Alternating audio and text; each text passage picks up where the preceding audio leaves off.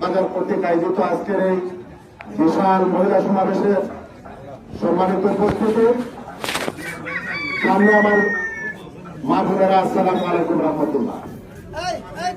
সম্মানিত উপস্থিতি, বাংলাদেশ জাতীয়তাবাদী দল বিএনপি বিগত আন্দোলন সংগ্রামের সময় আপনারা মহিলাদের যে ভূমিকা রেখেছেন, সেই আন্দোলনের ধারাবাহিকতায় আগামী জাতীয় সংসদ নির্বাচন তথা ভবিষ্যতে এই ভূমিকা পালন করার জন্য আমার ব্যক্তিগত পক্ষ থেকে এবং আমার দলের পক্ষ থেকে আপনাদেরকে আকুল আহ্বান। আপনারা উপস্থিত আছেন। আজকে আমরা দলের বিএনপির প্রার্থী হিসাবে আগামী জাতীয় সংসদে যদি আল্লাহর রহমতে আমাদের দলের মনোনয়ন দেয়, ইনশাআল্লাহ এবং ধানের শীষের পক্ষে আমরা কাজ করব।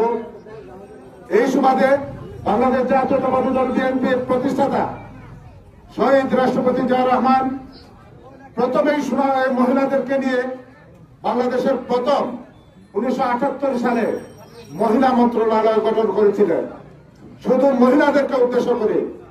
পরবর্তীতে বিভিন্ন কর্মসংস্থান, এই সংসদে প্রথম যে আমাদের মহিলা মেম্বাররা হয়েছেন না, এটা আমরা জিয়াউর রহমানের সাহেবের আমলে এই তৈরি হয়েছিল।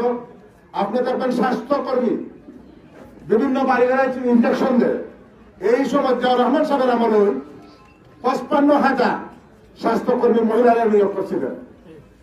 ঠিক তার ধারাবাহিকতায় আমাদের নেত্রী, দেশের আপসী নেত্রী, গণতন্ত্রের মা দেশনেত্রী বেগম খালেদা জিয়া তারই ধারাবাহিকতায় মহিলাদের জন্য দ্বাদশ পর্যন্ত বিনা পয়সায় শিক্ষার ব্যবস্থা করেছিলেন।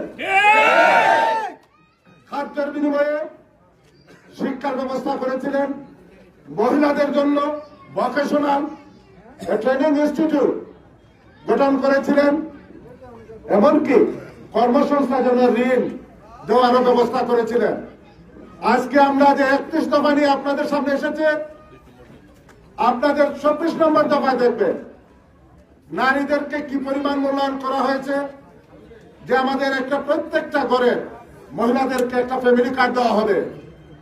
আমাদের দল বিএনপি যদি ক্ষমতায় যায়, ফ্যামিলি কার্ডের মাধ্যমে সরকারি যত অনুদান আছে এই